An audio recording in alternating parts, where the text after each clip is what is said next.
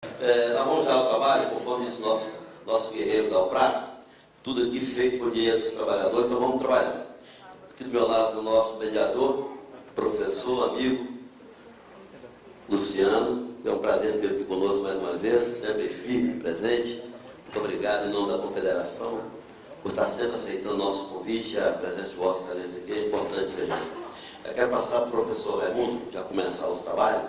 Professor Raimundo, agora é com o senhor.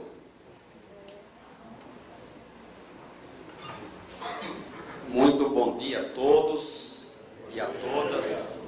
É um prazer enorme estar aqui com os metalúrgicos, diretores, advogados e outras pessoas.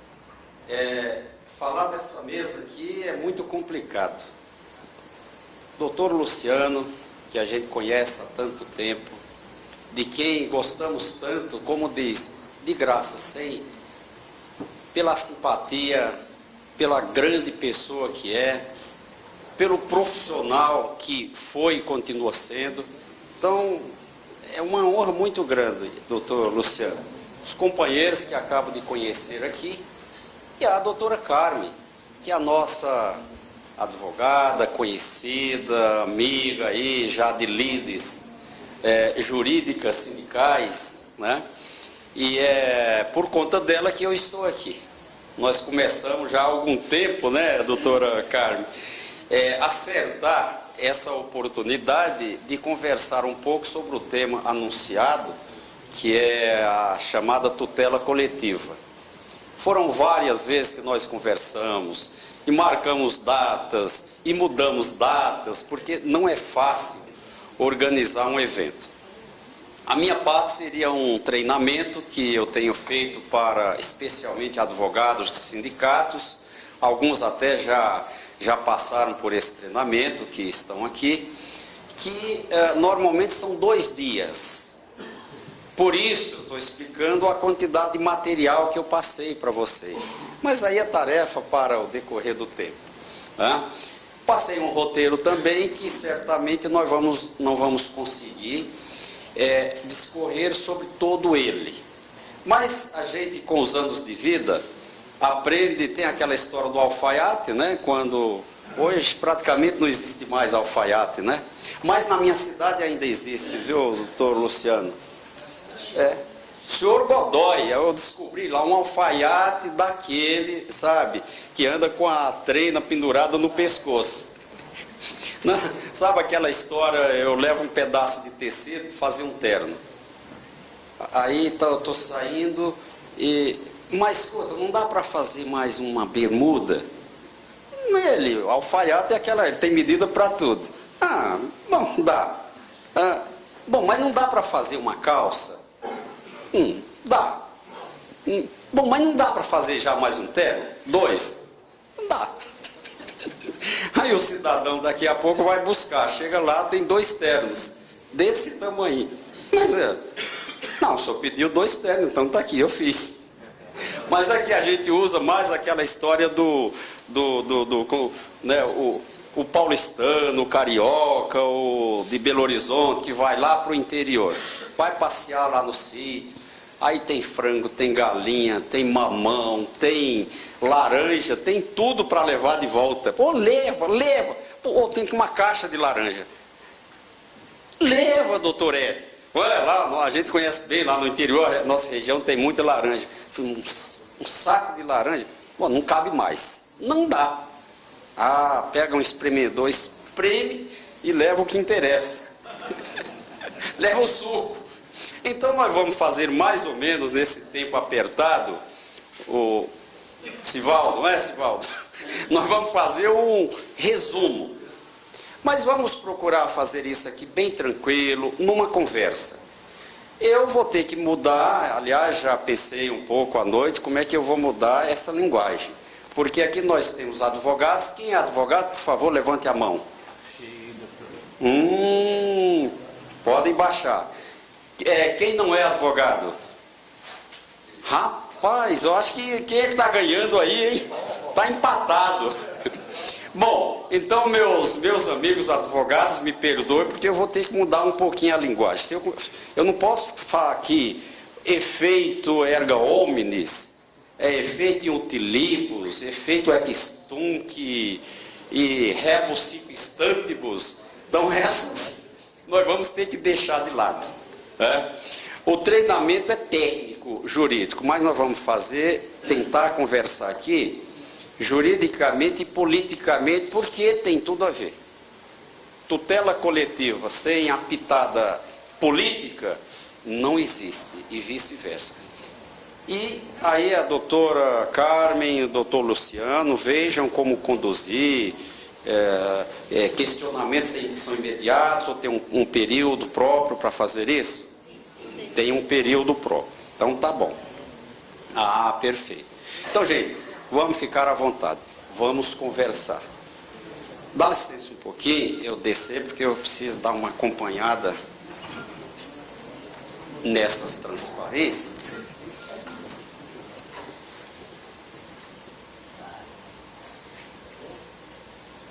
Professor, eu tenho 1 hora, hein? Para o senhor fazer todo esse suco que o senhor está querendo fazer. Nossa, 1 hora. Então, para que tutela coletiva, meus amigos?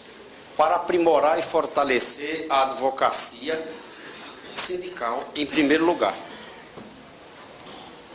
Para fortalecer a atuação política dos sindicatos. A advocacia sindical é o instrumento da maior importância hoje dentro do movimento sindical. Sempre foi. E parece que continua sendo mais ainda diante dos momentos de dificuldades que politicamente vivem os sindicatos. Os sindicatos têm um papel, os dirigentes, político, de extraordinária importância, mas não conseguem resolver tudo com isso, não é verdade? Aí entra a parte jurídica. Alguns eu sei que dizem que o advogado é um mal, como é que é? É um mal necessário. Falei, ainda bem que o advogado é um mal necessário, ainda bem que é necessário, né? Mas andam juntos. Um sindicato que não tem um departamento jurídico, que não tem advogados competentes e comprometidos, sabe no que dá, não é, doutora Carmen? Então é preciso que a gente aprimore os conhecimentos para colocar em prática essa tutela coletiva pelos sindicatos. Conquista demoradíssima, porque a Constituição de 88 assegurou aos sindicatos a legitimidade ampla para defender coletivamente os direitos dos trabalhadores. Mas a jurisprudência dos tribunais assim não entendia. O nosso próprio TST, não é, doutor Luciano? Por muito tempo, 15 anos, né, sustentou a súmula 310, né, que restringia bastante a legitimidade dos sindicatos. Aí a questão chega ao Supremo, aí o Supremo Tribunal Federal afirmou: o sindicato tem legitimidades para defender coletivamente os direitos dos trabalhadores. Mas não só isso, ele tem legitimidade, ele tem o dever. É o que consta lá no artigo 8º, inciso 3º da Constituição Federal. Isso foi uma das maiores e importantes conquistas dos sindicatos brasileiros em 88. A legitimidade, o poder de defender coletivamente os direitos dos trabalhadores, dentro de uma coerência constitucional, porque a nossa Constituição de 88, que foi chamada de Constituição Cidadã, não foi à toa. É porque ela constitucionalizou e criou muitos outros direitos, chamados direitos fundamentais dos trabalhadores. A Constituição de 88 mudou o perfil da Justiça do Trabalho, mudou o perfil dos sindicatos e mudou o perfil dos advogados. A área trabalhista, até antes de 88, era restrita praticamente a questões patrimoniais. Pagamento de férias, 13º, equiparação, horas extras. Eu comecei a minha advocacia sindical num sindicato muito grande de metalúrgicos, vindo antes de uma metalúrgica, e as grandes ações eram ações plurimas, né? 500 trabalhadores, né? Pedindo pagamento de hora extra, meus amigos. Aí evoluiu um pouquinho depois, doutor Luciano, aí foi para a integração, que as empresas multinacionais passaram a pagar depois dos processos. O juiz ia fazer audiência no sindicato, porque onde vai colocar 500 pessoas? Aí agora vamos para a integração das horas extras. É por isso que a justiça do trabalho era chamada de justiça patrimonialista. Era tudo transformado num valor. E pequeno, diga-se de passagem. A Constituição, então, mantém esses direitos patrimonialistas e cria outros importantes direitos, chamados direitos da personalidade. Porque agora o trabalhador, na Constituição Federal, não é mais uma coisa. Ele é uma pessoa, ele é um ser humano, ele tem direitos, ele tem deveres para com o seu empregador, mas ele tem direitos, ele tem a sua dignidade, ele tem os seus direitos da personalidade, a sua intimidade, a sua vida privada, isso tudo tem que ser respeitado. Então, esse perfil atinge a todos. Mas não é da noite para o dia que isso passa a valer. Porque os empregadores, a vida inteira, nunca tiveram essa prática. Ajuizar as ações individuais, a empresa praticou um assédio moral contra o João. Um ano inteiro. De tal forma intenso esse assédio que o João ficou doente. O João está meio ruim da cabeça. Não é muito o que a gente vê por aí. O João adquiriu uma doença ocupacional que o empregador não reconhece como tal. É isso? O João vai lá, de repente, muito sacrifício, ganha uma indenização por dano moral. Só que aquele problema não é só do João, é de muita gente. Trata-se de um assédio institucionalizado. O assédio coletivo. Não sei se os colegas advogados tomaram conhecimento, há poucos dias, uma decisão importante no TST, sobre assédio moral. Chegou lá no TST, e o TST reprimiu aquela atitude e condenou a empresa a pagar uma indenização. Sabe qual foi o assédio que a empresa praticou contra os trabalhadores? Uma empresa de vendas. Ela contratou uma outra empresa para fazer um treinamento motivacional. E os trabalhadores, os vendedores, tinham que andar nas brasas, 8 metros de brasa acesa. Então você tem que mostrar que você é bom, que você é um líder, que você tem que enfrentar. Até deficientes físicos. Depois, para completar esse assédio, a empresa fazia o seguinte: quem tirou o primeiro lugar, tirava uma foto ao lado de uma Ferrari. Mas, meu amigo, você foi meio fraco, você tirou o último lugar. A sua foto vai ser do lado de um Fusquinha. E, por final, você ainda precisa dançar um pouquinho, você precisa relaxar. Dançar a égua pocotó e algumas coisas nesse sentido.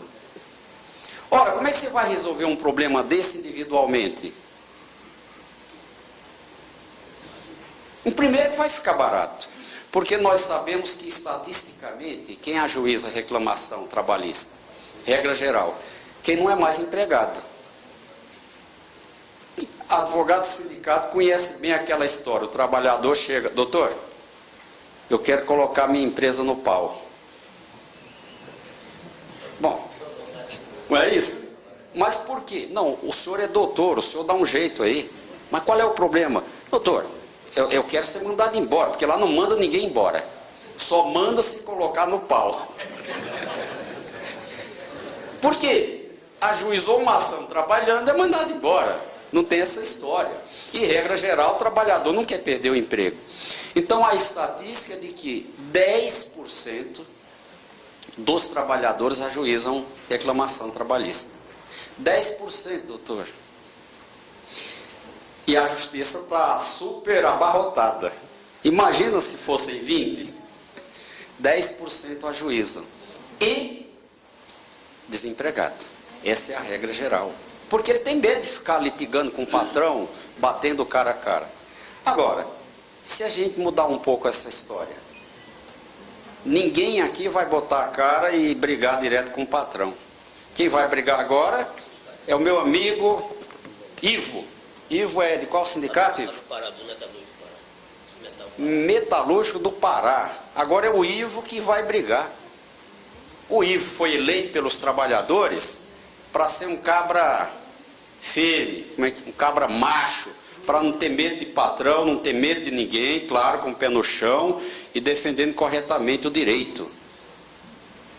O Ivo não foi eleito para se vender para o patrão. O Ivo não é um dirigente sindical amarelo. Aquele que faz aqueles acordos lá com o patrão e os trabalhadores tomam conhecimento só quando sai a fumacinha lá, sabe? Foi eleito o Papa.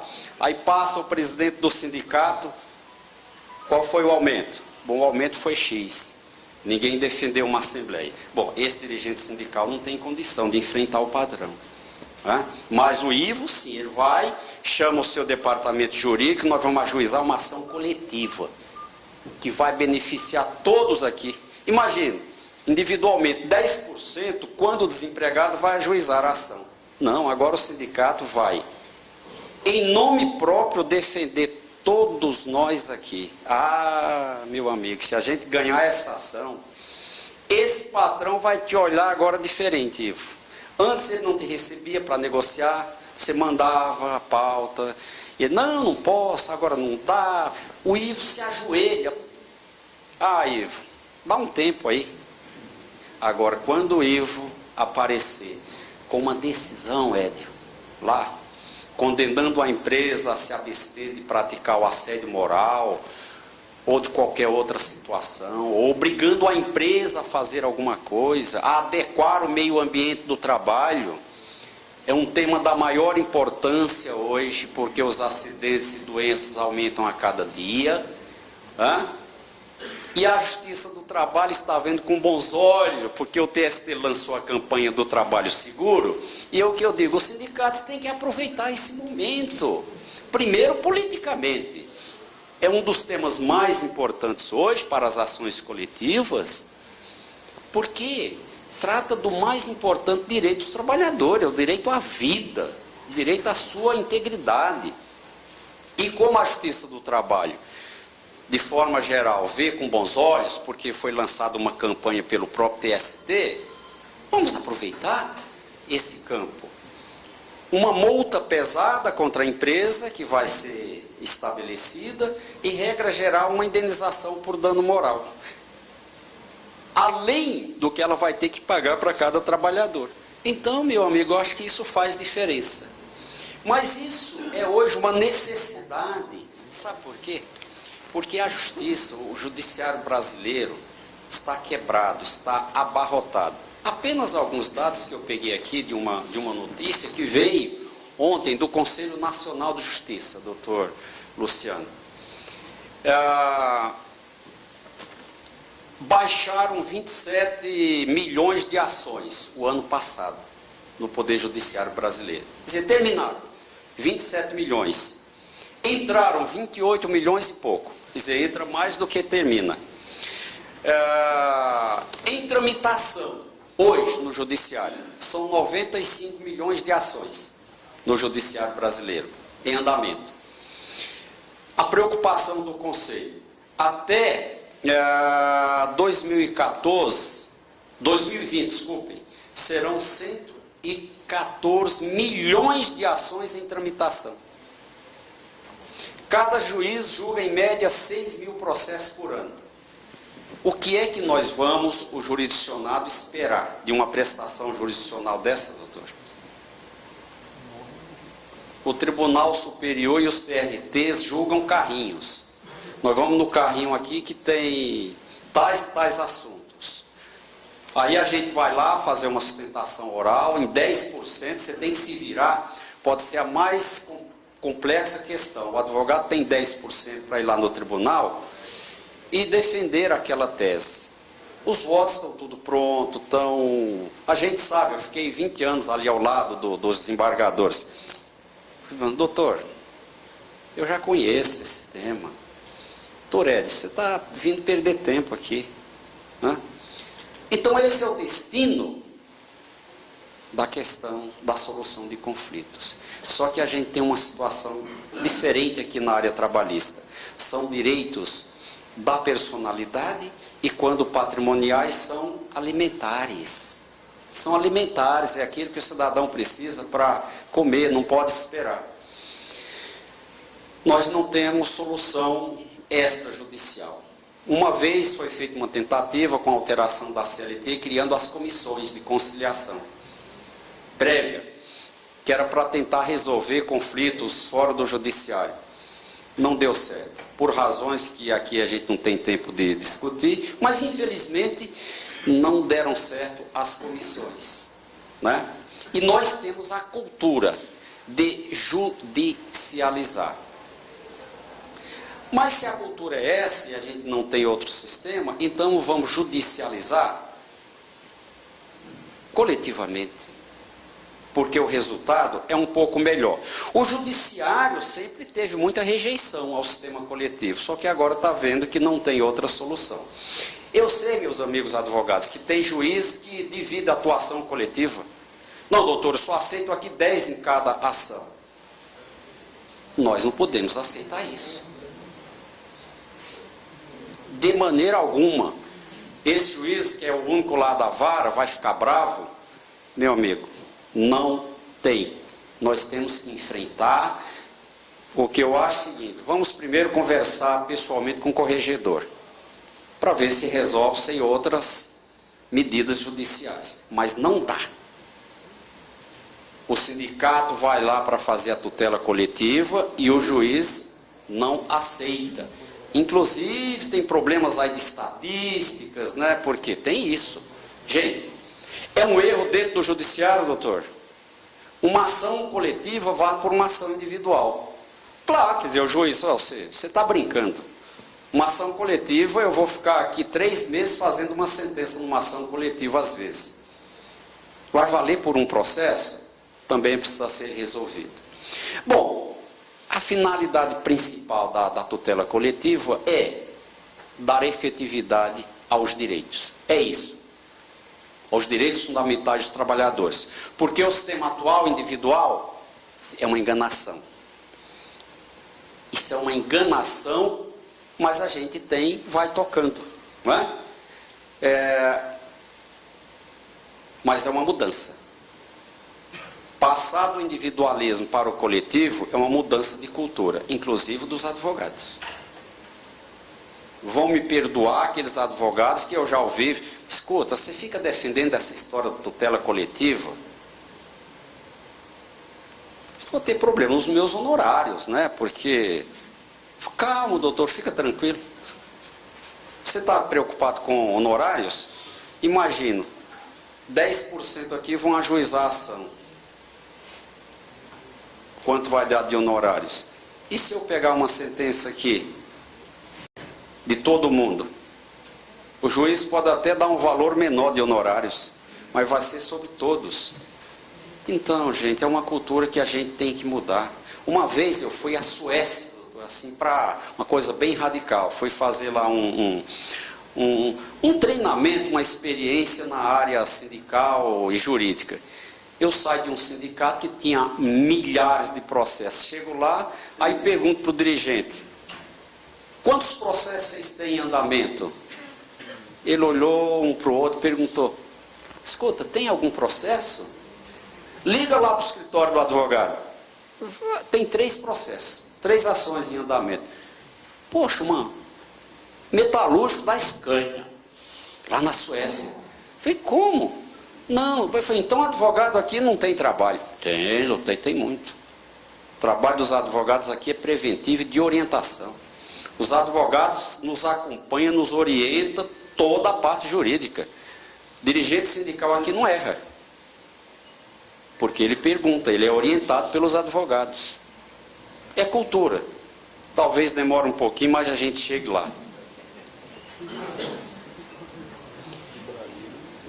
Bem, a nossa Constituição Federal mudou totalmente a questão do acesso. Isso aqui mais para os advogados, veja uma comparação entre a Constituição de 88 e as anteriores. As anteriores asseguravam o acesso ao Poder Judiciário para buscar a reparação de lesão individual. Individual, está vendo? Olha o que diz a Constituição atual. Lesão ou ameaça de direito, qualquer direito. Então agora nós temos o livre acesso para ir lá pedir ao juiz que coíba uma situação que está para acontecer. E se for o caso de já ter acontecido, buscar uma reparação, uma indenização. Por quê? Individual e coletivamente. E a prevenção vem exatamente com a tutela coletiva. O Código de Defesa do Consumidor, e logicamente não temos tempo de entrar em detalhes, né, que faz a divisão entre os chamados direitos meta-individuais, são direitos difusos, são direitos coletivos e direitos individuais homogêneos. Aqui apenas para caminhar para o instrumento, ou os instrumentos coletivos que nós vamos usar. Os chamados direitos difusos e coletivos são tutelados mediante obrigações de fazer e não fazer. A empresa não faça mais assédio moral. A empresa adote as medidas de segurança e medicina do trabalho. Isso é no âmbito coletivo. Eu não sei exatamente quem são as pessoas beneficiadas. Todos os trabalhadores da empresa ou de uma categoria.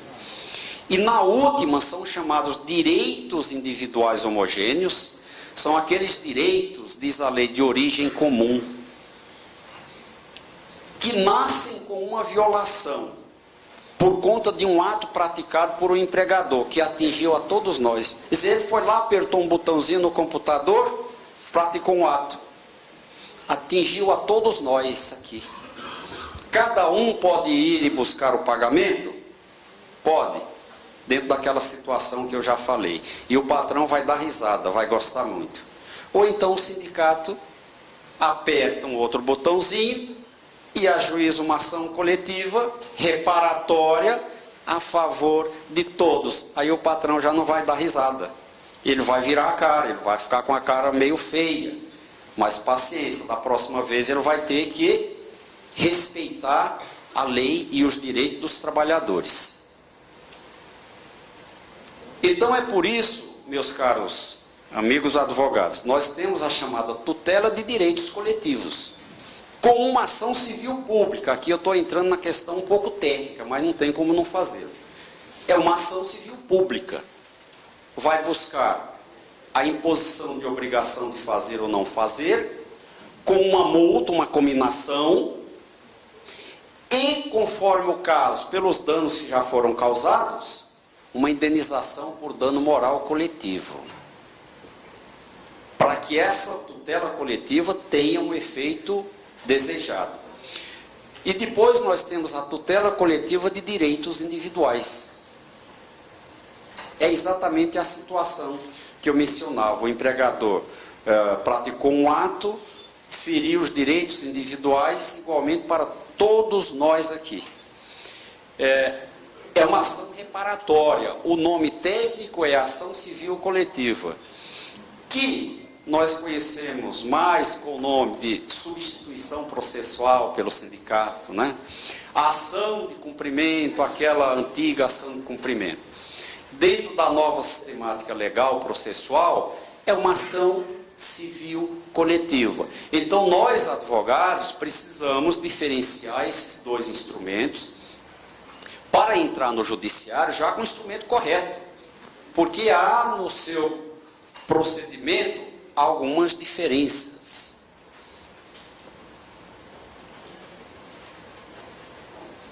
O objetivo da tutela coletiva: coletivizar, agilizar, porque é muito demorada a solução, evitar decisões conflitantes. Isso aqui é um grande problema. A gente sabe, advogado de sindicato, uma situação igual para todos. A gente fica ajuizando várias ações, às vezes caindo com vários juízes. O que acontece? Um dá procedente, outro dá improcedente e outro dá procedente em parte. E aí, doutor Luciano, é o advogado. Sabe aquela situação? Às 7 da noite você está indo embora, aí chega um grupo de trabalhadores. Aquela ação que está correndo há 8 anos. Foi o doutor Ivo. Nós queremos saber como é que está aqui as nossas ações. Aí vai lá o doutor Ivo dizer: infelizmente, meu amigo, você não teve sorte. Olha, você é um cara de sorte, aí você ganhou. Você mais ou menos ganhou a metade. Aí tem aquele ainda: olha, a tua está indefinida, o juiz extinguiu sem julgamento do mérito. Eles vão sair dali, na hora talvez não falem nada. Você está vendo? Está vendo? É por isso que eu não queria contratar advogado de sindicato. Advogado de sindicato é tudo comprado. Meu amigo, eu já ouvi isso muito, porque quando eu entrei no sindicato, eu tinha uma função dúplice. De manhã, eu fazia a triagem. Eu era estagiário, quase terminando o direito, né? De manhã eu fazia a triagem, o senhor quer falar com um advogado assim, assado e tal, tal. À tarde eu botava uma gravatinha e ia fazer plantão. Então eu conhecia bem os dois lados, né? Falei: olha, eu quero um advogado bom, hein? Menino, se tu não me der um advogado bom, eu sou sócio há 20 anos desse sindicato. E falava aquele monte de coisa que a gente já sabe. Então, é um dos principais objetivos também, é você se ganhar é para todo mundo.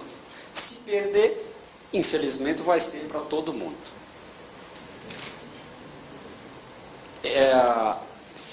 Quem pode ajuizar a ação coletiva? Que nós vamos entrar no aspecto dos legitimados. A ação coletiva no Brasil, sem falar no dissídio coletivo, que é uma característica própria, foram criadas para o Ministério Público. E não faz muito tempo, isso foi em 1981, a primeira lei criou uma ação civil pública para a defesa do meio ambiente, mas era somente o Ministério Público que poderia ajuizar essa ação coletiva. Em 85, fizeram uma outra lei. Em 4 anos já chegaram à conclusão que o Estado, o Ministério Público, não era capaz de defender a coletividade por falta de estrutura e também porque o Estado não conhece bem as nossas necessidades. Aí o legislador, inteligentemente, colocou como legitimado as associações. Nelas, incluídos os sindicatos. O sindicato é uma associação. Por isso, diz o Watanabe, é um dos autores desse projeto, que o melhor é que a própria sociedade se organize e ela defenda os seus direitos, porque ela que sabe as suas necessidades. Aí aqui, meus amigos, vão me perdoar. Outro dia, num evento, levantou um dirigente sindical lá no fundo e falou: olha, o Ministério Público está avançando, está tomando conta de tudo aí. É só ele que ajuiza a ação, está tirando aí o trabalho do sindicato. Aí eu falei: meu amigo, quantas ações o seu sindicato já ajuizou? Bom, doutor, aí o que acontece é o seguinte: nós, os sindicatos, estamos abrindo mão da nossa prerrogativa. Aí o Ministério Público, claro, eu fui 20 anos, graças a Deus eu tenho uma dádiva, né? Porque eu conheci antes, conheci depois e agora volto a ser advogado. Então eu conheço um pouquinho de cada lado. Quer dizer, o sindicato não faz, tem aqueles procuradores mais assim destemidos e avançam e vão fazendo.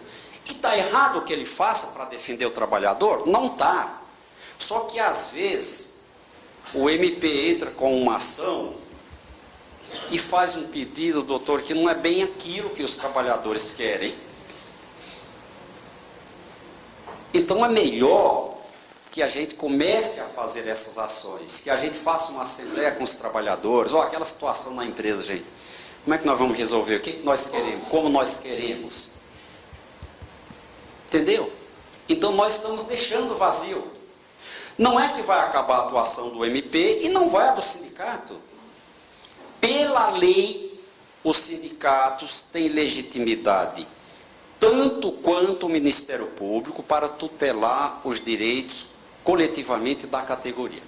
O que nós precisamos é fazer isso, e fazer com competência. Um dia, já tem algum tempo, um advogado do sindicato, aquele bem destemido, falou: é para fazer ação? Ajuizou umas 15 ações civis públicas, assim, da área da saúde. Infelizmente, não adequadamente, perdeu tudo, até no tribunal.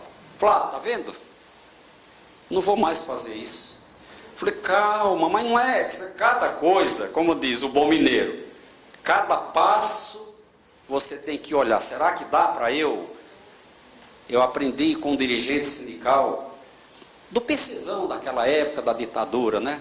Eu um dia, com um advogado, montando uma chapa para tirar os pelegos do sindicato na construção civil. Nós, advogados, fomos buscar pessoas para montar uma chapa na construção e fábrica de imóveis. Aí chegamos lá, na hora do almoço, tinha um senhor lá, sentado lá num bloco, olhando para o chão. Senhor, podemos conversar um pouquinho? Pois não. Falou: é o seguinte, nós somos do sindicato e nós estamos querendo montar aí uma chapa, o sindicato vai ter eleição. O senhor não gostaria de participar? Eu vou pensar. Eu vou lá no sindicato depois. Aí foi lá e ajudou a montar. Esse cidadão foi preso no Brasil inteiro. Trocou de nome mais de 10 vezes. Aí ele me disse uma coisa que eu acho que me serviu muito para a vida. Meu filho, ele já tinha uns 60 e poucos anos nessa época. Dê um passo de cada vez. Mas cuidado para não voltar. Sempre indo para frente. Sabe? Então eu preciso ajuizar umas 10 ações. Mas por que eu vou estabelecer? Em um mês eu tenho que ajuizar 10 ações. Vamos trabalhar. Vamos fazer um trabalho para chegar e mostrar para o juiz e também para o Ministério Público, porque numa ação coletiva nossa, do sindicato, o MP vai atuar. Sabe em que condição agora? Ele não é parte, ele é custos leves. Então vai lá o doutor Hélio e ele é o presidente do sindicato e o doutor Hélio é advogado. Aqui está o autor. O MP vai estar numa situação de custos leves, de fiscal da lei. Entendeu? Então nós temos que fazer um negócio bem feito. À altura, ou melhor mesmo, do que faz o membro do Ministério Público.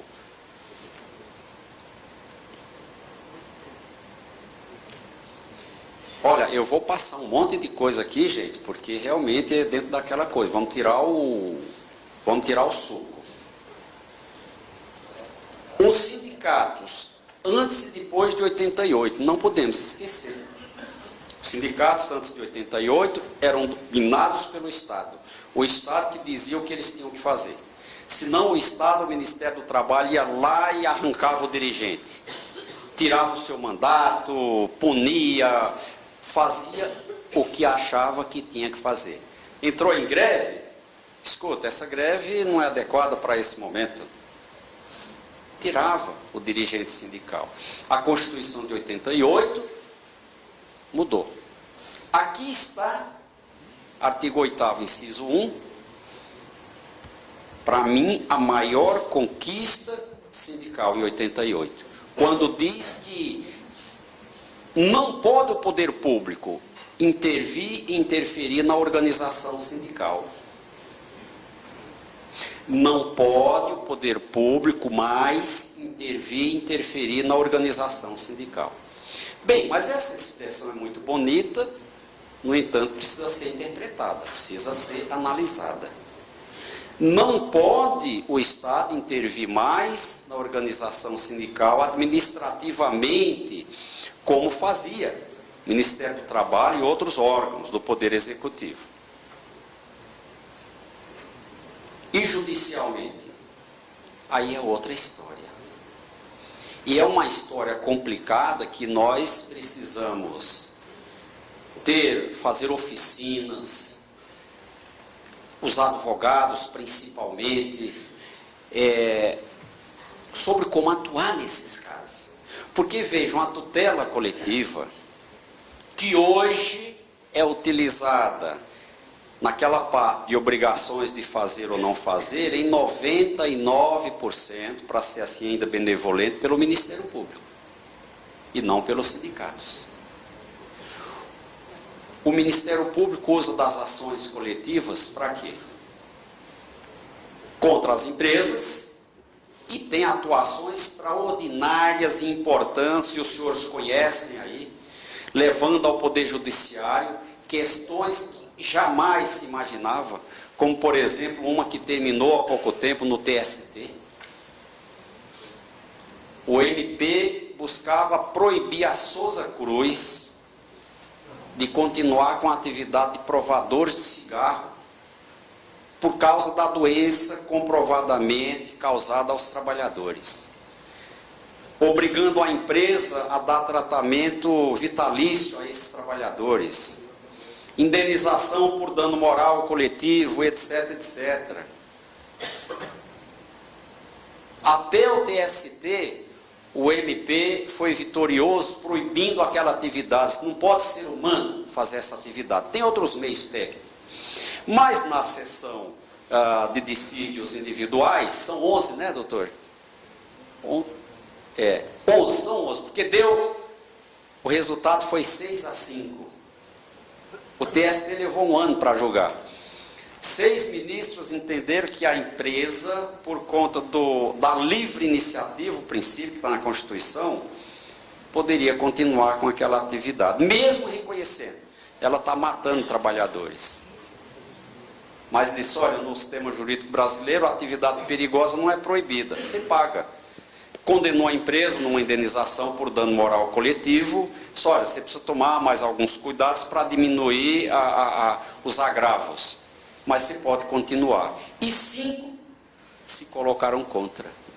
Pelo princípio da dignidade humana, do valor social do trabalho, da saúde, e porque há outros meios para provar os cigarros que não sejam pelos seres humanos e de manhã em jejum. Para ser boa prova, em jejum, o cara prova vários e vários cigarros sem saber se é da empresa ou do concorrente.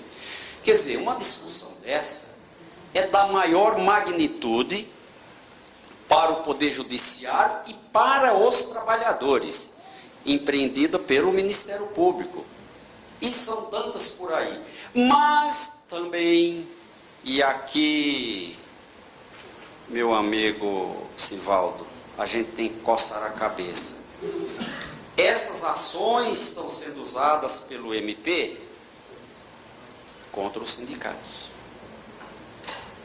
E aí nós precisamos aprender a manejar uma ação coletiva se defendendo nela. Vejam aqui, só para exemplificar. Ações coletivas sobre o sistema de custeio. Opa, lá vai você falar em custeio. Não vou falar. Vocês estão cansados. Se quiser, depois a gente troca umas ideias. Tá bom, estou à vontade. Mas tem um monte de ações coletivas do Ministério Público com a maior facilidade. Ele ajuiza uma ação, ele aperta um botãozinho, ajuiza uma ação sobre custeio sindical. O juiz já tem o botãozinho lá, que ele sabe, aperta e já dá a liminar, a decisão final, sem maior esforço. E as consequências são, em alguns casos, tremendas. Eu estou lá com um sindicato atuante, um sindicato firme, briguento. Todo ano tem greve. Condutores, todo mundo conhece, sindicato de condutores, vai para a luta. Uma ação dessa, suspendeu tudo, o desconto da assistencial. Houve um problema técnico no jurídico, o processo não chegou nem no tribunal. Quando me chamaram, aí eu abri o site do sindicato, está lá. O sindicato dizendo, eu não posso cobrar a contribuição assistencial de vocês, está vendo, companheiros? Sou pena de multa tal, mas eu fui condenado também a pagar uma indenização por dano moral de 60 e tantos mil reais. Aí o sindicato já está, tem várias subsedes, já fechou 2. A cada 2 meses ele fecha uma. Aí eu fui chamado nessa situação, uma coisa julgada, transitada em julgado. Talvez pudéssemos ter resolvido com um TAC, não é, doutora Carmen? Às vezes um TAC, ninguém quer assinar TAC. Bom, eu não passa nem perto de mim assinar um TAC. Calma lá, depende. Depende da situação, meu amigo. Agora eu estou correndo atrás de uma nova procuradora que entrou, doutor, para rever aquela situação e tentar assinar um TAC. Então nunca digo, como dizia o meu pai, como é que é, desse pão não comerei, dessa água não beberei. Vamos ver o caso, cada caso, sabe? Nós temos ações coletivas do Ministério Público sobre improbidade administrativa. É uma tese nova. Eu vi nascer, doutora, um aluno meu lá na PUC foi defender um doutorado, lá no Paraná, um procurador do trabalho, sobre o tema sindical. De lá ele saiu tão empolgado, escreveu um artigo, divulgou, e hoje está pegando dentro do Ministério Público, do Judiciário, aplicando por analogia a lei da improbidade administrativa aos dirigentes sindicais, que usam indevidamente e inadequadamente a contribuição sindical. Aí o Ivo diz, mas espera aí, o Estado não pode intervir, eu faço o que eu quiser dentro do meu sindicato. Calma lá, Ivo, não é assim. Não é assim. Sinto muito em dizer, mas eu tenho que dizer. Hoje, meus amigos, depois de 40 anos de atividade, eu fiz um contrato comigo mesmo, de dizer o que eu tenho que dizer, e não dizer o que o cliente quer ouvir. O que adianta eu dizer o que o cliente quer ouvir, se amanhã ele vai se estrumbicar, como se diz? Qual é a tese? Contribuição sindical é tributo. O Supremo Tribunal Federal já falou. É tributo. A natureza é tributária. É dinheiro público. E pela lei de improbidade, quem não usa adequadamente o dinheiro público comete improbidade administrativa e pode, além de outras consequências, perder os direitos políticos e sindicais por até 8 anos. Um caso chamou a atenção que ocorreu lá em São Paulo, no Sindicato da Saúde de Ribeirão Preto. Com a liminar, a juíza já afastou todos os dirigentes, todos, até os suplentes. Porque lá também, Deus me livre o que fizeram. O presidente do sindicato criou 3 empresas paralelas e ia fazendo aquela coisa, sabe? Dinheiro do sindicato para lá e passava para outra. Uma era amante, o outro era o filho, o outro era a mulher, e etc, etc. Foi julgado agora, definitivamente. Perdeu o mandato, claro, 8 anos, perdeu os direitos políticos e sindicais, e foi condenado a pagar uma indenização por dano moral coletivo, 5,5 milhões, reversíveis ao sindicato. Foi uma mudança, porque essa indenização por dano moral normalmente tem ido para o FAT, que é também um absurdo, ou às vezes manda fazer qualquer outra coisa. Nesse caso o juiz falou, não, O rombo causado aqui foi contra os trabalhadores. Então o dinheiro é para o sindicato. Mas ele tem esse dinheiro? Ah, meu amigo, toma cuidado com o que faz. Os procuradores lá no inquérito apuraram com facilidade, porque quem levou a denúncia foi a oposição. De dentro.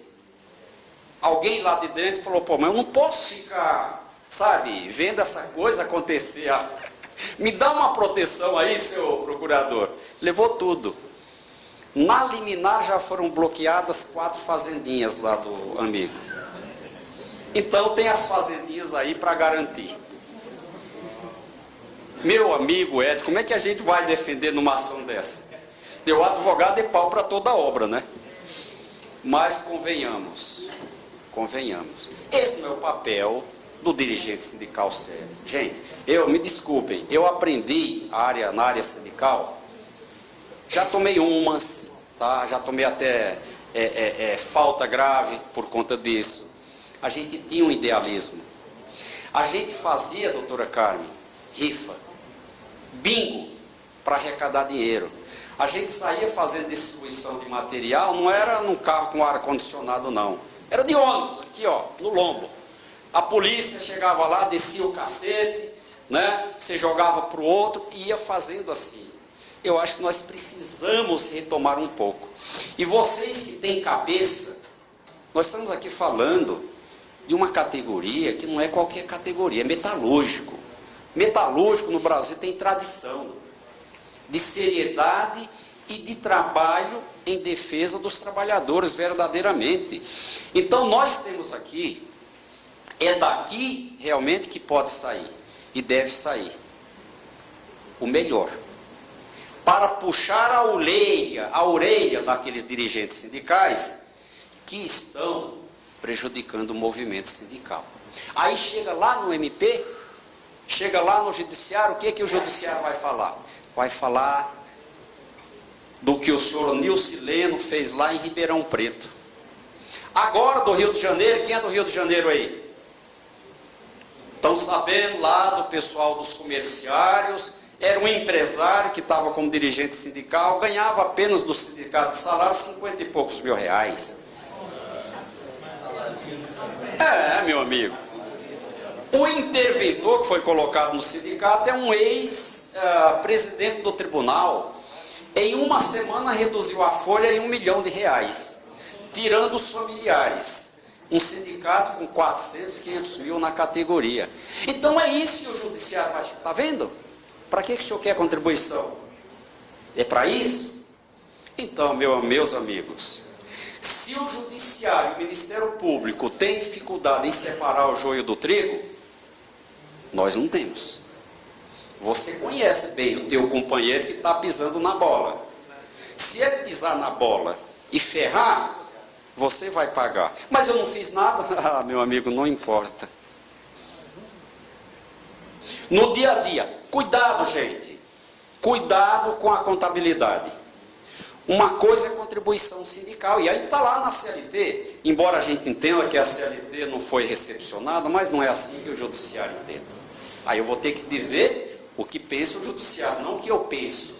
Bom, contribuição assistencial, negocial e não sei o quê, é numa conta. Contribuição sindical estrita é noutra conta. E eu acho que não tem jeito. Olha a CLT. Chama o teu contador. Você precisa ter um contador que conheça isso. Porque senão ele te enterra. Outra situação de ação coletiva. Eu não posso deixar de falar aqui. Porque é um tema que nasce há pouco tempo e já está começando a se espalhar igual tiririca. Aí pelo Brasil. Porque assim, dentro do MP, do judiciário, todo mundo sabe, tem aqueles e-mails coletivos, qualquer coisa que sai, né, em segundos todo mundo está sabendo. Ah, então lá aconteceu isso? Poxa, eu tenho um caso parecido. Está pronto. Qual é o problema?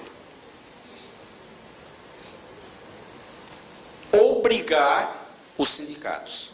Essa é uma atuação do Ministério Público que está começando. E o Judiciário está aceitando com tranquilidade obrigar os sindicatos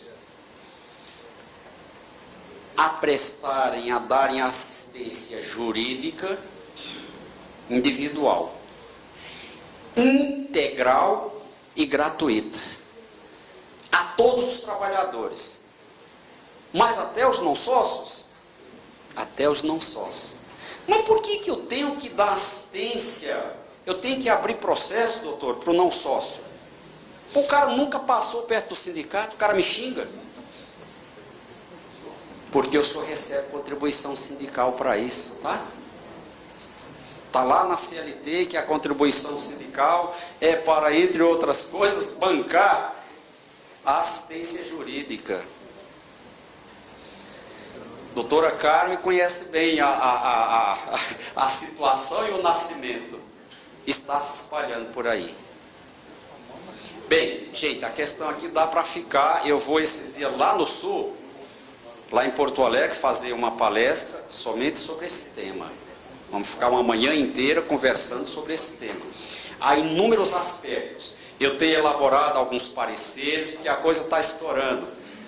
Paraná, Pato Branco, metalúrgico de Pato Branco. O senhor é de lá? Ele sabe. Ele está sofrendo na pele, lá em Pato Branco. Em São Paulo, também, tem lá um sindicato em que o procurador ajuizou a ação. Ele pede que o sindicato seja obrigado a dar essa assistência, ok? Sob pena de multa. E que devolva dos últimos 5 anos qualquer verba honorária que cobrou dos trabalhadores. Bem, o tempo é pouco, mas eu tenho que dizer 2 palavrinhas sobre essa questão. E nós precisamos sentar, cada departamento jurídico com o sindicato, e procurar. Primeiro, resolver uns probleminhas internos dentro de casa. Nós não podemos dar o exemplo de abuso. Vocês se lembram da dita assistencial. Antigamente, doutor Luciano, tudo era regido pelo precedente 74 lá do TST, que dizia, pode cobrar segurado a oposição em 10 dias. Maravilha, não tinha problema nenhum. Aí, de repente, alguns sindicatos passaram a cobrar assistencial, 5% ao mês, confederativa, negocial, não sei o que. Vou tirar o pé da lama aqui em um único ano. Ora, ninguém é besta. O salário do trabalhador é salário, meu amigo, tem muito desconto. Sabe? Todo mundo sabe dessa história. Aí chega lá no TST se armou até os dentes, mudou o precedente. Agora é o 119.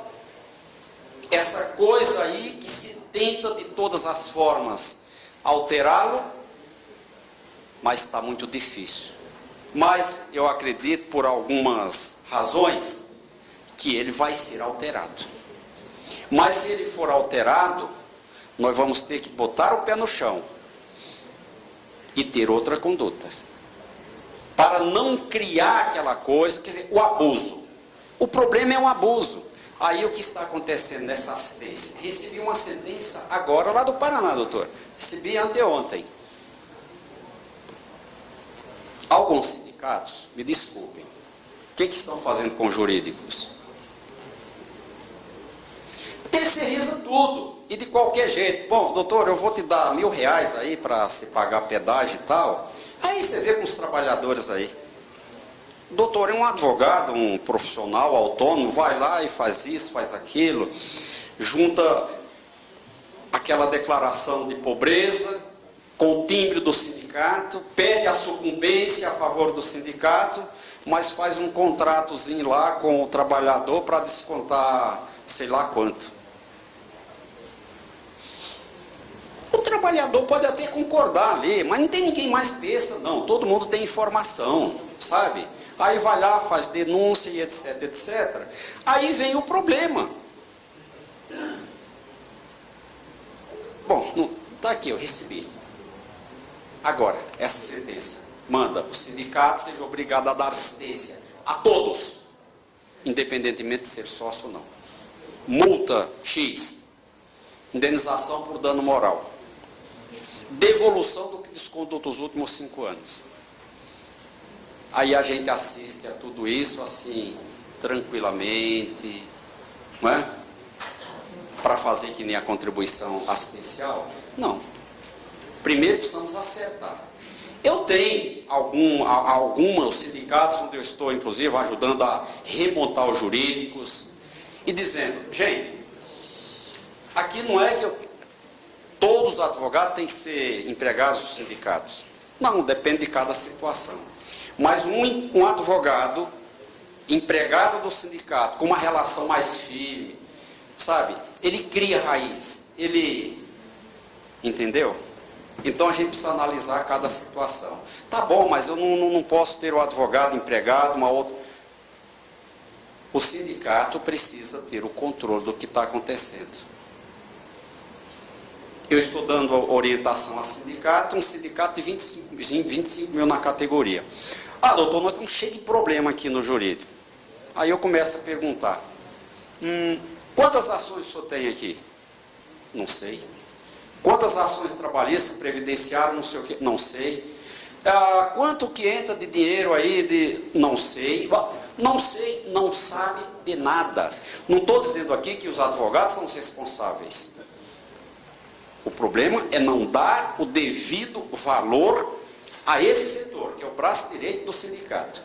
O jurídico tem que andar afinadíssimo com a diretoria.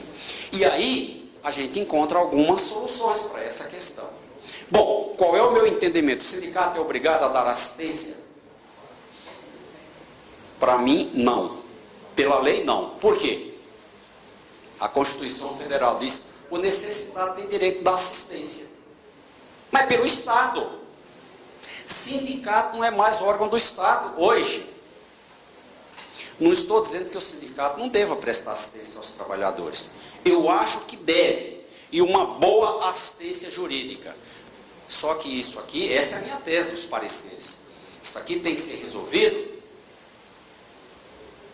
com regulamentação interna, é questão interna corporis. Eu tenho que fazer um regulamento e dizer como é que eu vou dar o atendimento. Chama a categoria, decido junto com a categoria o que vai ser feito. Agora, ninguém está fazendo isso. Porque o trabalhador que ganha 2 salários mínimos realmente tem um problema sério para custear um advogado. O que eu defendo é que aquela lei que trata, a 5584, que trata da assistência judiciária pelos sindicatos, que ela impõe, foi revogada pela Constituição de 88 e outras histórias aí. Mas é um tema, gente, que eu quero só levantar. Nós precisamos sentar. Cada departamento jurídico com o sindicato precisa botar... Diga. Doutor Ramon, nós vamos interromper só um minutinho. A Sebelice, explanação do senhor, que o Dalprá passou mal e quer despedir da turma para ir embora, precisa fazer uma cirurgia no Rio, mas se Deus quiser não vai ser nada. Então está querendo despedir dos companheiros aí, dos advogados. Ok. Como sempre, guerreiro, foi fazer hemodiálise, deu uma trombose, mas está firme, ainda quis vir aqui despedir da turma. Uma salva de palmas para esse guerreiro aí.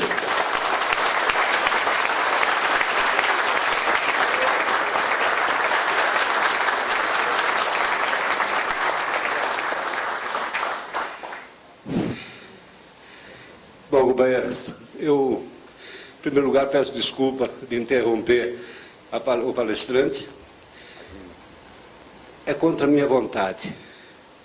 Mas tem um ditado que diz o seguinte: o que Deus determina, o homem não modifica. Eu tenho um problema de saúde que não é tão grave assim, mas ele posso pifar de uma hora para outra também, né?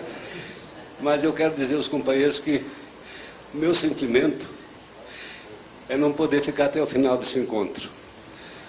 Eu vou precisar ir embora, sair do hospital agora, deu um problemazinho do entupimento aqui, mas a gente vai chegar lá no Rio de Janeiro, vai botar o roter aí, vai desentupir, se Deus quiser, vai dar tudo certo. E dizer a vocês que me desculpem, Em algum momento eu fui um pouco rígido, meio exigente, meio chato, mas quero desejar a todos um feliz encontro e volto a repetir aos ilustres advogados e advogadas. Esse encontro, ele tem a finalidade maior do aperfeiçoamento e do entrosamento do coração do movimento sindical, que é o departamento jurídico. Vocês, por favor, não poupem esforço e saibam de uma coisa: tudo o que se passa aqui é graças ao suor da classe trabalhadora metalúrgica. Aqui não tem um tostão de governo, não tem um tostão de Caixa Econômica, não tem um centavo de Petrobras, não tem nada. Aqui tudo o que se gasta, o que está se gastando aqui é suor de trabalhador. Então, por amor de Deus, aproveitem o máximo de todos, que é isso que nós precisamos.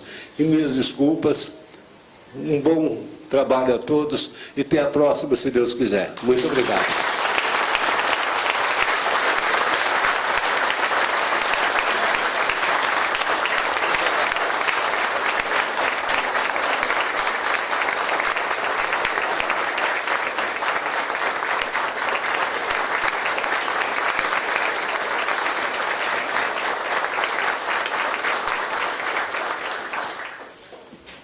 Pela palavra vai com Deus.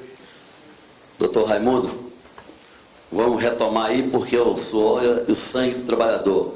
Se eu tenho mais 10 minutos para encerrar as reflexões. Aí nós vamos para os debates, é isso? Aí nós vamos interromper 10 minutos de café e voltamos para os debates. Tá. Aí à tarde tem mais um pouco. Ah, perfeito, perfeito. Bem, gente, uma outra questãozinha de atuação coletiva contra os sindicatos. Greve. Todo mundo sabe essa história. A Constituição Federal de 88 assegurou de forma ampla o direito de greve. É a coisa mais linda que existe se alguém lá do outro lado do mundo lê a Constituição Federal. Aos trabalhadores cabem decidir o momento de fazer a greve e o que defender. Lindo, lindo, lindo de morrer, como se diz. Na prática, entretanto, a situação é diferente. E nós estamos convivendo com situações de atuação e intervenção do Estado contra as greves. Me perdoem, mas pior até do que na época da ditadura militar. Eu perdi emprego, justa causa, eu vi muitos companheiros sendo presos, assassinados, mas era assim, claro. Vai fazer greve? O Maluf dizia: vai, vou descer o cacete. E descia, não é isso? Agora não, direito de greve, isso é um direito fundamental. Aí você entra em greve, aí vem. Até a construção civil vem sendo enquadrada como atividade essencial em determinadas situações, como aconteceu, por exemplo, lá em Fortaleza, na época da Copa. Os trabalhadores entraram em greve, o tribunal mandou 70% que voltem. Aplicou uma multa de R$70 mil por dia e já bloqueou a conta do sindicato. Segunda-feira o sindicato não tinha dinheiro para comprar água e papel higiênico. Aí o Raimundo, né, que é lá o presidente, vai lá, se ajoelha e pede, pelo amor de Deus, o pessoal suspender a greve. Como que vai continuar? O tribunal disse: olha, isso aqui é atividade essencial. Pela lei não é, mas isso aqui está construindo as obras da Copa e não sei o que, não sei o que. Quer dizer, o que é a lei? E isso, senhores dirigentes sindicais, por favor, preste atenção. O que é a lei? A lei não é bem aquele que está no papel, que ele já leu, está aqui, mas a lei é o que o juiz diz no caso concreto. Quer dizer, o tribunal disse: isso é atividade essencial, volta 70%, isso, e bloqueou o teu dinheiro. O que você faz? Então, o direito de greve vem sendo assim enfrentado de forma muito ruim. Você se depara com situações em que uma medida dessa vem antes de começar a greve. Outro dia que me acontece lá, eu chego lá para uma audiência, no tecido coletivo, com a medida, 70% voltar a trabalhar. Se por um acaso vocês entrarem em greve. Então, mas não entrou em greve ainda, vai fazer assembleia para... Mas se entrar, já sabe, é preventivo. Uma ação patronal. Essa não foi nem do MP. Uma ação do próprio patrão. Determine que os trabalhadores... Eu falei, doutora, essa vice-presidente do tribunal lá de São Paulo. Doutora, mas a lei diz que essa obrigação é bilateral. É dos empregados e dos empregadores. Quer dizer, se por um acaso, a senhora tem que obrigar também os empregadores. Porque nós estamos começando aqui numa total desigualdade. Quer dizer, eu começo a negociar uma data base, não decido data base. Já dessa forma, 70%. Mais multa, mais não sei o que, não sei o que. A classe patronal que já estava lá em cima, para onde foi? Então, meus amigos, e o dirigente sindical tem dificuldade de entender, porque eu sei, ele lê a lei. Ah, mas esse advogado, doutor, por favor, doutor, resolve isso lá. Gente, olha, a situação não é fácil. E aí o movimento sindical, bem unido, bem organizado, tem que começar a discutir essas questões. Tem que começar a denunciar. Tem que começar, manda os trabalhadores lá na frente do tribunal. Qual é o problema? Faz aquelas faixas, faz aquelas bandeiras, buscando a defesa do direito de greve. Por quê? E agora, infelizmente, a gente está se avizinhando aí a uma crise. É pior ainda. O empregador chega lá na database e oferece o INPC em 4 parcelas. Eu falei, não, eu nunca vi isso na minha vida, doutor. 4 parcelas.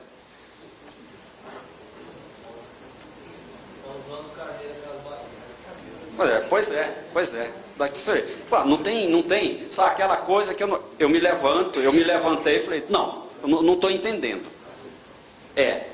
Mas eu já estou lá com 70% aqui na agulha, e mais não sei o que, o que você faz? Resolvemos, porque é uma categoria que arrepia. Aí eu falei, doutora, vamos suspender isso aqui. Vamos suspender para ver melhor e tal. Aí falou, agora nós vamos entrar em greve sim, tá? Agora nós vamos entrar. Aí foi feito lá um acordo. Mas esse tema, quando não é o patrão, e aqui eu quero dizer para os advogados, patrão não tem legitimidade para pedir percentual de trabalho durante greve. Ele não tem legitimidade, porque a obrigação é bilateral, é dele e dos trabalhadores, e ninguém pode exigir a obrigação do outro sem ter cumprido a sua. Então ele exige com aquele discurso bonito que está defendendo o interesse público, tal. E o judiciário não está acordando para isso. Mas, por outro lado, tem o Ministério Público, que tem, principalmente no caso de atividades essenciais, tem agido nessa parte aí para enfraquecer a atuação dos sindicatos. Bem, os sindicatos têm um papel extraordinariamente importante. Em resumo, nas negociações, perante a Justiça do Trabalho como autor e réu, apresentando denúncias no Ministério do Trabalho e no Ministério Público do Trabalho. E aqui eu quero chamar a atenção. Tem companheiro... Eu não passo mais nem perto do MP. Se eu passo lá, já tem que assinar um inquérito, um TAC, não sei o quê. Não é assim. Se o MP está te cutucando sobre contribuição e outras coisas, aí é que eu tenho que levar problema da minha categoria para ele. E de forma competente. E aí o sindicato faz isso, e o sindicato tem que ter um corpo jurídico preparado nessas questões, que são questões novas. Como atua dentro de um inquérito civil? Como analisar uma proposta de TAC que o MP tem feito agora, alguns para facilitar, manda pelo correio. 10 cláusulas. Falou, doutor, assina. O senhor assina e manda, não precisa nem vir aqui. Protocola. Então nós precisamos saber enfrentar e analisar isso. Mas nessas denúncias que a gente faz perante o Ministério Público, e tem que fazer, porque tem algumas situações que a gente pode resolver. Mas tem outras que são próprias para o Ministério Público. O sindicato tem que continuar fazendo, independentemente de estar sofrendo qualquer atuação do MP. Faz, acompanha e ajuda o Ministério Público. Quem que sabe onde estão as provas? É o sindicato, é o nosso cipeiro, é o nosso representante lá da fábrica. Tem que botar esse pessoal na rota. No dia em que o MP, o Ministério do Trabalho, for lá na empresa, que vai ser acompanhado pela empresa por 2, 3, 4, 10. Um dia eu fui, 10 representantes da empresa para acompanhar, com toda a gentileza. Vai para cá, vai para lá, vai... eu quero... Cadê o representante dos trabalhadores? O pessoal não gosta muito disso. Não, eu gostaria. Cadê a CIP, pelo menos? Então, o sindicato tem um papel muito importante nessa parte de ajudar o Ministério Público. Eu sei que depende do procurador. Tem procurador que se fecha, tem outros que são mais abertos. Tem procurador que, por exemplo, como dizem, em todo lugar tem tudo, né? Nós temos tanto procurador que veio lá de baixo, que trabalhou da construção civil e tal. Ele faz um TAC, sabe o que ele coloca no TAC, quando ele consegue com a empresa? Uma cláusula dizendo assim: o sindicato vai acompanhar o cumprimento. Vocês não têm ideia da importância de uma cláusula dessa. O que o Ministério Público está fazendo ali? E o TAC é uma escritura pública. Fez, a empresa assinou, está acabado. Está colocando o sindicato para fiscalizar. Está dando um papel que é do Estado. Está dando ao sindicato. E a empresa não vai ter que chiar, não. Às vezes ela assina assim, sem muito entender. Tem uma multa. Mas o que está acontecendo? Inclusive lá na 15ª, doutor Ed, que é de lá. Tem alguns procuradores que fazem tudo para tentar melhorar a situação. Muitos sindicatos não estão cumprindo esse papel. Eu estou com a faca e o queijo na mão. O MP colocou num TAC e obrigou a empresa a aceitar que eu entre, que eu fiscalize o cumprimento daquela obrigação em relação aos trabalhadores. Então, esse papel do Ministério Público, ajudando o Ministério Público nas investigações, e às vezes, dependendo do procurador, a juíza ação em conjunto, assinando. Quando eu estava no MP, eu tive casos. O sindicato ajuizando, junto com o MPT, a ação coletiva. E aí o sindicato ajuizando sozinho. Que é o que eu dizia, é o papel importantíssimo. Nós temos, inclusive, na 15ª região, ações da maior importância. Vejo aquele grande caso da Shell, da maior contaminação.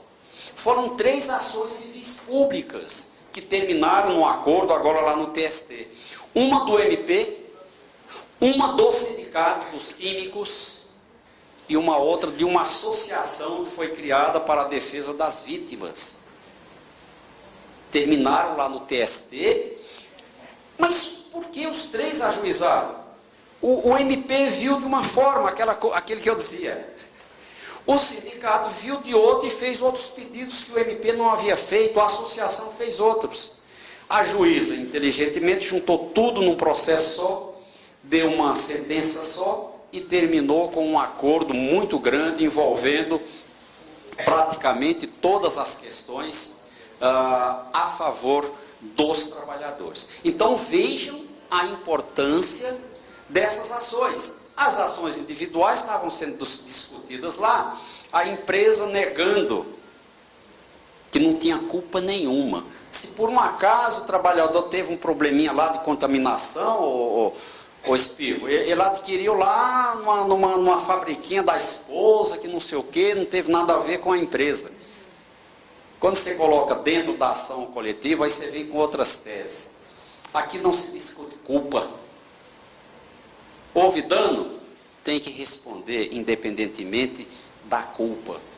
E foi. Claro que ali a desgraça já tinha sido praticada pelas empresas e por omissão do Estado.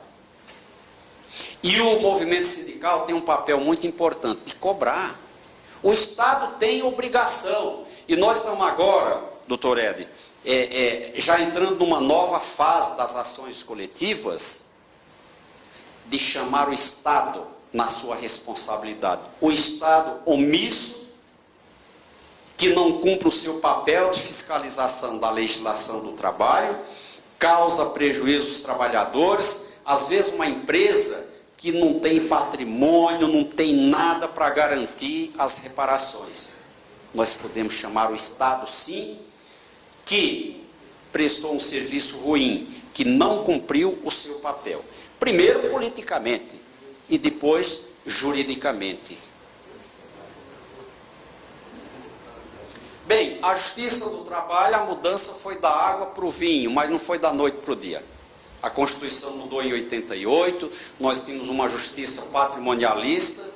Pela Constituição, agora é uma justiça também preventiva e de defesa dos direitos fundamentais, mas não foi da hora para o outro. Doutor Luciano sabe muito bem disso, né? Demoraram a chegar essas questões no TST. Agora, eu diria, de uns 5 anos para cá, o TST vem sedimentando e apreendendo melhor. Porque, gente, são grandes questões. Uma coisa é aquela açãozinha individual. Uma outra coisa é uma ação quando você mexe com o poder econômico e político. Você chama uma grande empresa numa ação, com condenação, várias condenações. É outra situação. Mas, no meu ver, temos muitos problemas, mas principalmente nessa questão da saúde do trabalhador, do meio ambiente, que nós temos muito problema dentro das empresas. A justiça do trabalho está se abrindo, eu diria para mim, doutor Luciano, até de uma forma muito rápida, né? A gente tem encontrado decisões muito importantes aí, da justiça do trabalho, por provocação do Ministério Público, em poucos casos dos sindicatos, mas eu acredito que daqui para frente os sindicatos vão se preparar, até porque o MP nem tem perna para ficar fazendo muitas ações. E a gente precisa assumir realmente a nossa parte na defesa dos direitos mais importantes dos trabalhadores, os direitos fundamentais. O Ministério Público no Brasil foi uma mudança extraordinariamente grande. Até 88 era um órgão do Estado, lá do Poder Executivo, né? Era, como dizia, era um assessor de luxo dos juízes, o MP. Né? Tinha uma atuação totalmente desqualificada, desculpem, mas é mais ou menos isso. Apenas no aspecto, o MP sempre teve um papel importante nas greves. Era considerado como algoz dos trabalhadores. Me lembro que naquela importante greve, exatamente dos metalúrgicos, 1980, vai completar 35 anos no ano que vem, e é motivo de toda a categoria metalúrgica refletir, comemorar, porque os metalúrgicos foram quem? Levantaram a cabeça, enfrentaram o Estado de frente, dentro da maior repressão. De tal forma que o Tribunal de São Paulo, o maior do país, deu uma decisão naquela época, não julgando a greve legal. Foi uma coisa assim extraordinária. O Tribunal de São Paulo, por maioria, disse: não cabe ao tribunal dizer se greve é legal ou ilegal, simplesmente isso.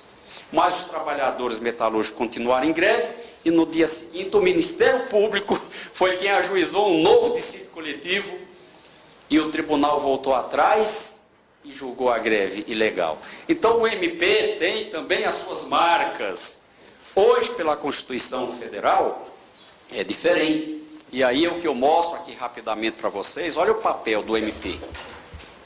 Eu, porque fiquei 20 anos lá dentro, às vezes cobro assim de alguns colegas, assim, com aquele jeito meio, sabe, lembrando que consta da Constituição Federal, que diz que o MP é o defensor da ordem jurídica, mas também do Estado Democrático de Direito. Mas também dos direitos sociais e até dos direitos individuais indisponíveis da sociedade. Então o Ministério Público não é um órgão, sabe, só para bater, Claro, ele tem que fazer tudo isso, e eu já vi, até interessante, e me orgulho a época que eu estive lá, numa mesma campanha salarial de bancários, procuradores numa região ajuizando ações contra os sindicatos e outros procuradores ajuizando ações contra os bancos para respeitar o direito de greve. Quer dizer, então, pelo menos alguma coisa aí está acontecendo.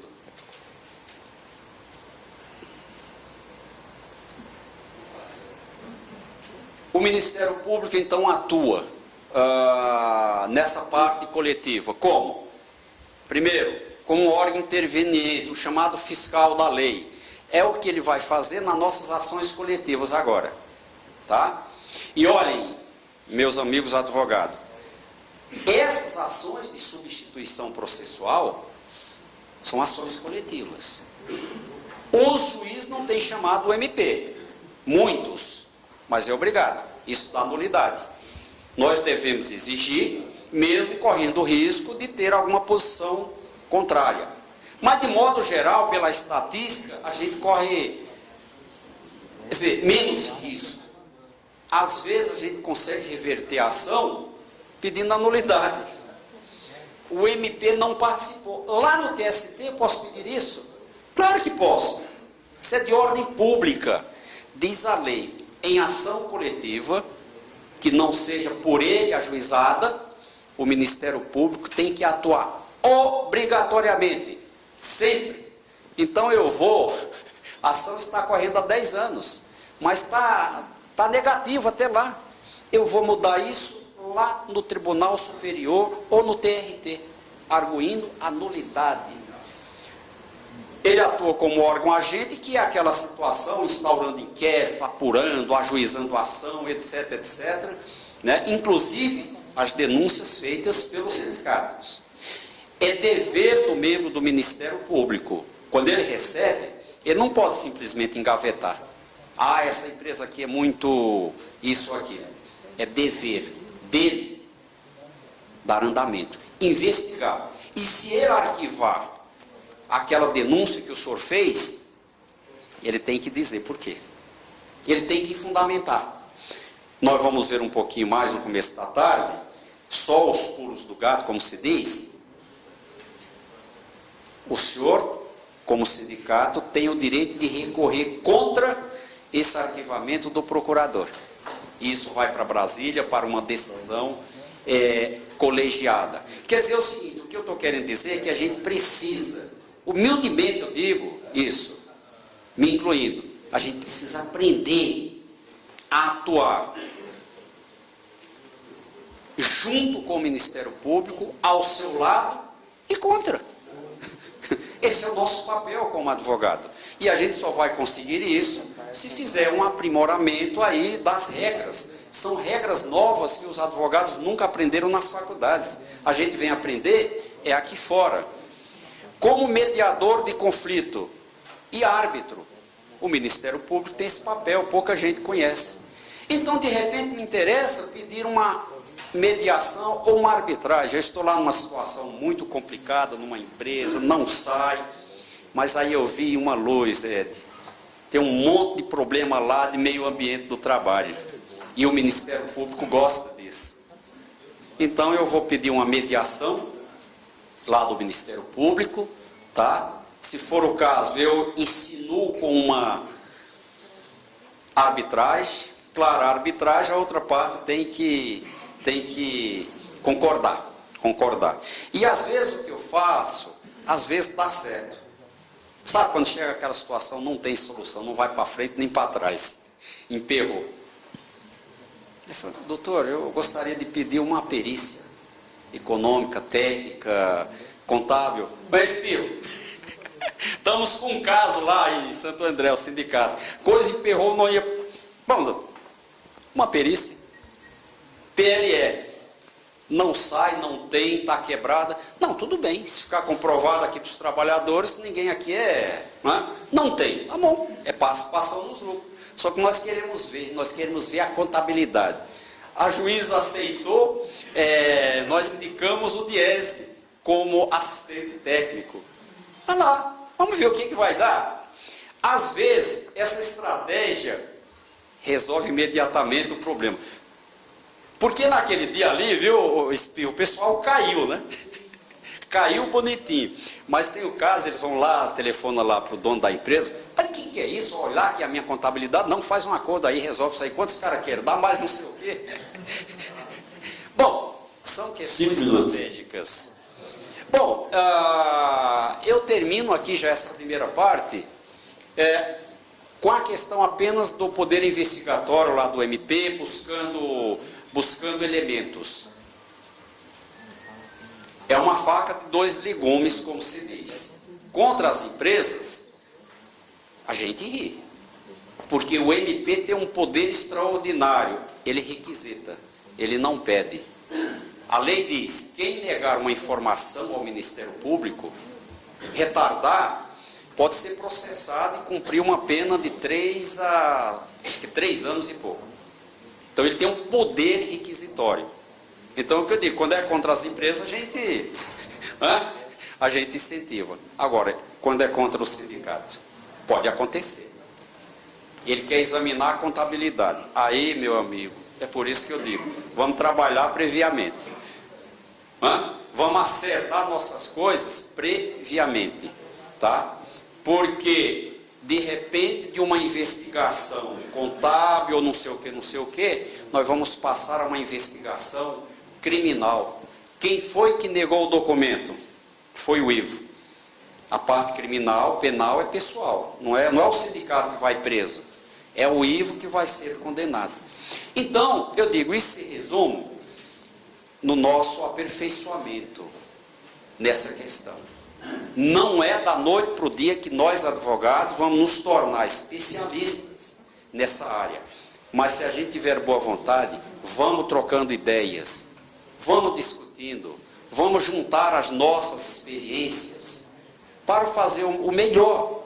Para quem? Finalmente, para o trabalhador. O problema que vier contra o dirigente vai respingar no trabalhador. E o nosso objetivo aqui, e eu digo para encerrar essa primeira parte, independentemente da cor política, porque eu sei, aqui deve ter várias agremiações políticas, não é o problema, né? Aí no passado já tivemos muitos problemas, briga das centrais, o pessoal, aquela guerra. Gente, todos nós aqui temos um objetivo: defender o trabalhador, tá? Então, é por isso exatamente que em determinadas questões, mais do que nunca, devemos estar unidos, como é na questão do custeio sindical. O problema do custeio sindical pega a CUT, a Força, a CGT, a PT e quem quer que esteja na frente. Por isso nós conseguimos, né, doutora Carmen, com muita alegria, que todas as centrais assinassem aquela representação lá na OIT sobre o custeio sindical e também o direito de greve, né, os interditos proibitórios. Unidos sempre. Obrigado.